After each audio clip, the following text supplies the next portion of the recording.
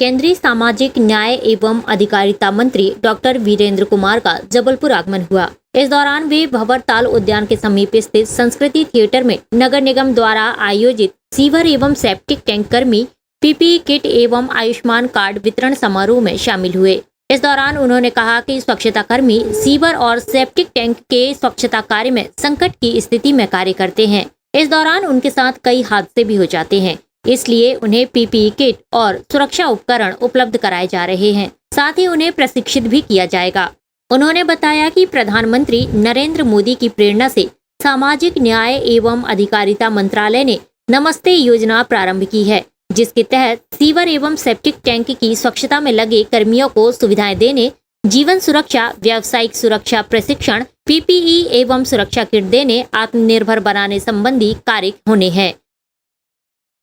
स्वच्छता कर्मी हमारे भाई बहनों को जो सीवर टैंक, सेप्टिक टैंक के संकट में काम में लगे हुए, इनको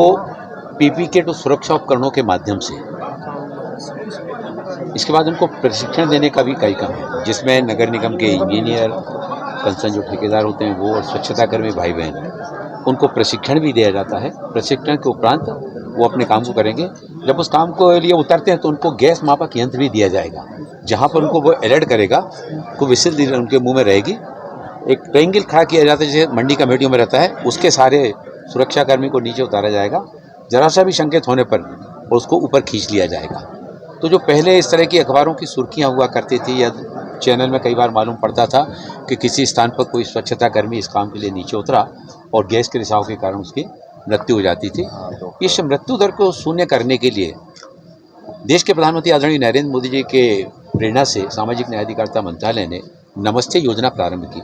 इस नमस्ते योजना में पूरे देश भर में हमारे जो नगर निगम हैं, नगर पालिकाएँ हैं, नगर पंचायतें हैं, वहाँ पर जो स्वच्छता के काम में लगे हुए हैं, जहाँ ये संस्थाएं स्वयं अपने स्वच्छता कर्मियों से काम करा रही हैं उनके लिए, और उनके आश्रित परिवार के सदस्य कोई सेल्फ हेल्प ग्रुप बना करके या कमेटियां बनाकर इस काम को करना चाहते हैं, तो राष्ट्रीय हमारा जो सफाई कर्मचारी वित्त एवं विकास निगम है, उससे कम ब्याज की दर पर उनको लोन भी उपलब्ध कराया जाता है और लगभग 5 लाख रुपए तक की सब्सिडी भी दी जाती है। और ये निजी क्षेत्र के लोग भी खरीदते हैं, इस तरह के राष्ट्रीय मशीनीकृत सफाई व्यवस्था के साथ में जुड़ते हैं, तो उनको भी नगर पालिका और नगर निगम के द्वारा अनुबंध के तहत उनको जोड़ दिया जाता है, तो उनको काम भी मिलता है और सुरक्षा के साथ में वो अपने काम को बेहतर ढंग से काम कर सकें। इस श्रृंखला को, इस अभियान को हम पूरे देश में बढ़ाने के लिए आगे बढ़ रहे हैं। और जबलपुर नगर निगम ने जिस तरह से पिछले दिनों स्वच्छता के अभियान को यहाँ पर जबलपुर नगर निगम एरिया में बढ़ाया, इसमें नगर निगम के सभी निर्वाचित जनप्रतिनिधियों के साथ ही साथ हमारे नगर निगम अध्यक्ष और महापौर के साथ साथ उनकी जो वार्ड मेंबर हैं, उनके एमआईसी के अध्यक्ष हैं, सदस्य हैं, और जबलपुर की जनता ने जो योगदान दिया, उसके परिणाम स्वरूप 60वें स्थान से 13वें स्थान पर जबलपुर आया है। आने वाले समय में ये प्रयास ऐसे ही गतिशीलता के साथ में चलते रहेंगे और जबलपुर नगर निगम की जनता का ऐसा ही सहयोग मिलता रहेगा, तो संस्कार धानी के साथ साथ जबलपुर आने वाले समय में और स्वच्छता की राजधानी भी बनने की दिशा में अग्रसर होगा। मेरा जबलपुर